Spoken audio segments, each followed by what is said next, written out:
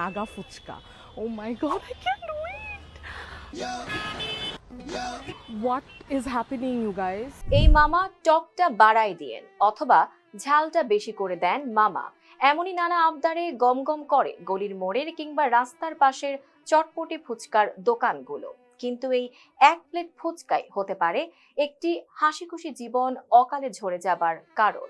Content creator ও অভিনেত্রী কারিনা কায়সার, যার হাসি মজায় ভরা কন্টেন্টে মুগ্ধ ছিল লাখো মানুষ, মাত্র 31 বছর বয়সে নিভে গেল সেই প্রাণবন্ত জীবন। পরিবারের তথ্য অনুযায়ী তিনি হেপাটাইটিস এ ও ই তে আক্রান্ত ছিলেন। এতে মারাত্মকভাবে ক্ষতিগ্রস্ত হয় তার লিভার। চিকিৎসকদের মতে হেপাটাইটিস এ এবং ই সম্পূর্ণ পানিবাহিত রোগ এবং এর জীবাণু আসে মলমূত্র থেকে। আর এই জীবাণুর একমাত্র উৎস হলো নোংরা পানি দিয়ে বানানো খাবার।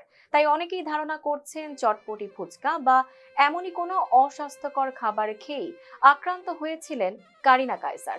যদিও এ ব্যাপারে তার পরিবার নিশ্চিত করে কিছুই বলেনি। মেয়ের মৃত্যুতে ভেঙে পড়া বাবা কায়সার হামিদ সামাজিক যোগাযোগ মাধ্যম ফেসবুকে জানান, তার প্রাণপ্রিয় আদরের মেয়ে কারিনা আর নেই। কোনো ভুল ত্রুটি থাকলে সবাই যেন তার মেয়েকে মাফ করে দেন। শুধু কন্টেন্ট ক্রিয়েটর নন, পড়াশোনা ও সৃজনশীলতাতেও উজ্জ্বল ছিলেন কারিনা। দেশে বিদেশে পড়াশোনা শেষে অভিনয়, চিত্রনাট্য ও ডিজিটাল কন্টেন্ট সবখানেই তৈরি করেছিলেন নিজের আলাদা পরিচয়। তার মৃত্যুতে শোক নেমে এসেছে ভক্ত ও সহকর্মীদের মাঝে। Tanjiba Nowrin, face the people.